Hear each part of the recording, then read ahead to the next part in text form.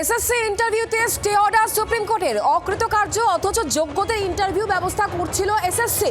বয়সে ছাড় দিয়ে ভিডিও কনফারেন্সে ইন্টারভিউর ব্যবস্থা করছিল এসএসসির নির্দেশে স্টে অর্ডার বিচারপতি বিনোদ চন্দ্রনের বেঞ্চের নোটিশ জারি করা হলো। একেবারে সব পক্ষকে 2 সপ্তাহের মধ্যে নোটিশের জবাব দেওয়ার নির্দেশ দেওয়া হয়েছে। আরও একবার জানাবো, এসএসসি ইন্টারভিউতে স্টে অর্ডার সুপ্রিম কোর্টের অকৃতকার্য অথচ যোগ্যদের ইন্টারভিউয়ের ব্যবস্থা করেছিল এসএসসি।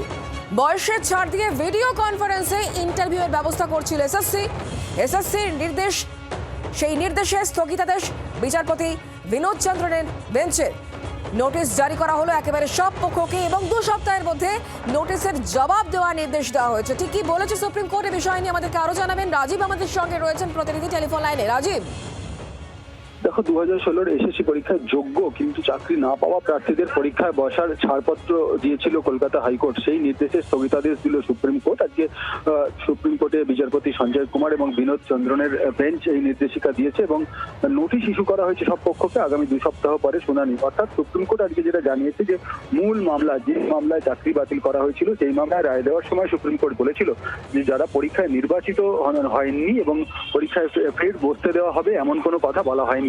সেক্ষেত্রে যারা পরীক্ষায় সে সময় যারা যোগ্য ছিলেন কিন্তু যারা চাকরি করছিলেন তাদের জন্যই বয়সের ছাড় দেওয়া হয়েছে বা দেওয়া উচিত।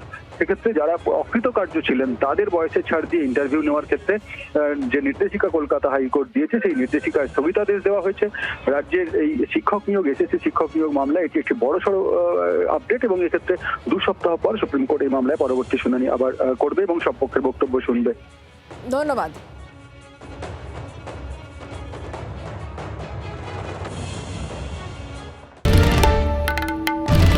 বাংলার আওয়াজ, বাঙালির আবেগ, জি 24 ঘন্টা।